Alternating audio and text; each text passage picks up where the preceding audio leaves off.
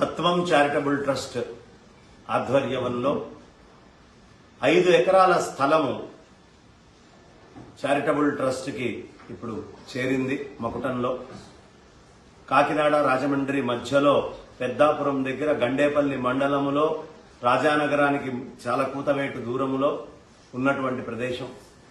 అక్కడ సముద్ర తీరానికి దగ్గర, అలాగే నదీ తీరానికి దగ్గర, కాకినాడ సముద్రానికి దగ్గర, రాజమండ్రి గోదావరి నదికి చాలా దగ్గర. అక్కడి నుంచి కాలువ వస్తూ ఉంటుంది. సాధారణంగా కృష్ణా గోదావరియోర్ మధ్య దేశే అని మనం చెప్పుకుంటాం. కానీ ఒక్కసారి రాజమండ్రి బ్రిడ్జ్ దాటిన తర్వాత గంగ స్పర్శ అక్కడ వస్తుంది. గంగా గోదావరియోర్ మధ్య దేశే అని చెప్పుకునేటువంటి ప్రదేశము. అందులో శంకరాచార్యులు వారు స్థాపించినటువంటి పంచాయతన క్షేత్రము. పంచాయతన క్షేత్రము అంటే శివుడు ఎక్కువ, విష్ణువు తక్కువ, విష్ణువు ఎక్కువ, శివుడు తక్కువ, అమ్మవారు ఎక్కువ, గణపతి ఎక్కువ, సూర్యుడు ఎక్కువ అని కొట్టుకునేటువంటి రోజుల్లో ఆదిశంకర్లు వచ్చి ఇవేవీ కాదు నాయన, అన్నిటికీ మూలమైన పరమాత్మ వస్తువు ఒకటే. నువ్వు ఇది అనుకోని గొప్పదనుకున్నా దీనికి మూలం పరమాత్మే. ఏదనుకున్నా ఆత్మ వస్తువు ఒకటే. నిర్గుణ నిరాకార సచ్చిదానంద ఘన చిదానంద పరమాత్మే సత్యము అని చెప్పి కొట్లాటలు లేకుండా చేసి పంచాయతన పూజా విధానాన్ని మనందరికీ ఇళ్లలో ప్రవేశపెట్టారు. ఒకళ్ళు ఎక్కువ తక్కువ అనే భావన మనకొద్దు, అందరినీ సమంగా కొలుద్దాము అని. అలాంటి ఆ పంచాయతన క్షేత్రాన్ని మనం నిర్మించుకుంటున్నాం మాఘమాసంలో. మాఘమాసము అంటేనే పంచాయతనానికి గుర్తు. ఎలా అంటే మాఘమాసములోనే మనకి విష్ణుమూర్తికి ఇష్టమైనటువంటి మాఘ శనివారం వెంకటేశ్వర స్వామికి చాలా విశేషంగా పొంగలి వ్రతాలు అన్ని కూడా చేస్తారు. అలాగే మాఘ పౌర్ణమి నాడు దక్షుడికి అమ్మవారు దాక్షాయణీదేవి దొరికినటువంటిది. దక్ష వాటిక ఇప్పుడు మనం చేసేటటువంటిది. అందుకనే ఆ ప్రాంతాన్ని ఎంచుకున్నాం. అదేవిధంగా ఇంకా విశేషం ఏమిటి, 2 శక్తిపీఠాలు ఉన్నటువంటి ప్రదేశం.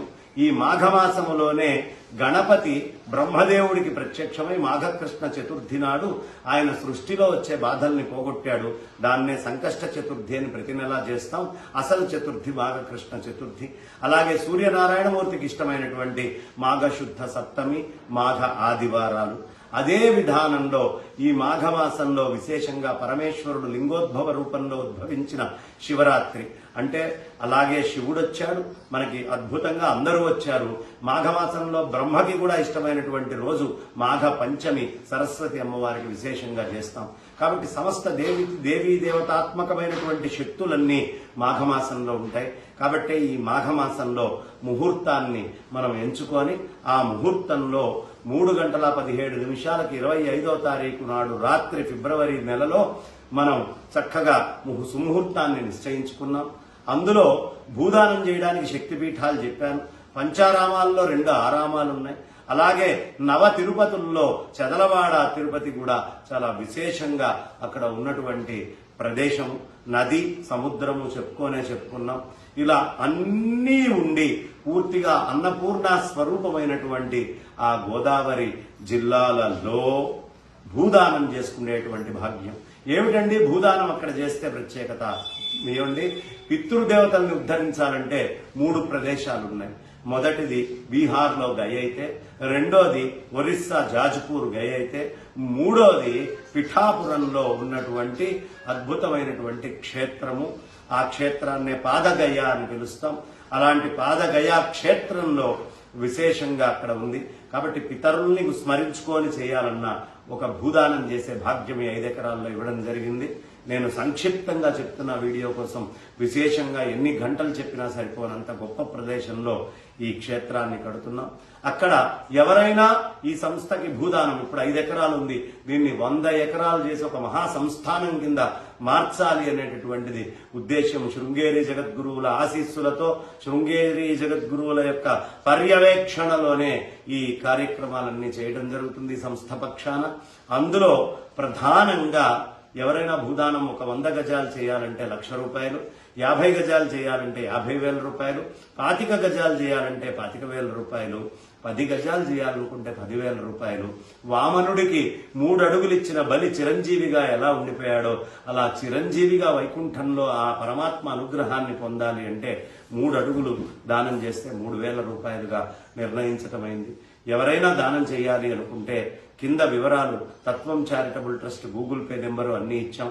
స్క్రీన్ షాట్ కొట్టి దానికి ఎవరైనా సరే ఆ రిసీట్ని జతపరిచి అవే నెంబర్కి మీరు పంపించినట్లయితే వాట్సాప్లో, లేదు మా నెంబర్కి కాల్ చేసి మాట్లాడి ఫలానా దానికి పంపించినట్లయితే మేమంతా కూడా దీన్ని కన్సాలిడేట్ చేసి ఎవరైతే దానం ఇవ్వాలనుకుంటున్నారో ప్రత్యక్షంగా 25వ తారీఖు నాడు మాఘ ఆదివారం నాడు సూర్యనారాయణమూర్తి యొక్క పరిపూర్ణమైనటువంటి అనుగ్రహం ఉన్న సమయంలో, చండీయాగం జరిగేటటువంటి సమయంలో, సీతారామ కళ్యాణం జరిగేటటువంటి దానికంటే ముందు విశేషంగా భూదాన కార్యక్రమాలని నిర్వహించుకోవచ్చు. ప్రత్యక్ష భూదానం ఇప్పటిదాకా ఎవరికి అవకాశం, గోదానం చేసుకున్న వాళ్ళు ఉన్నారు, కానీ భూదానం చేసుకోవాలి అంటే ప్రత్యక్షం ఎక్కడ అంటే ఈ సంస్థ మనకి భూదానానికి ఏర్పాటు చేస్తోంది.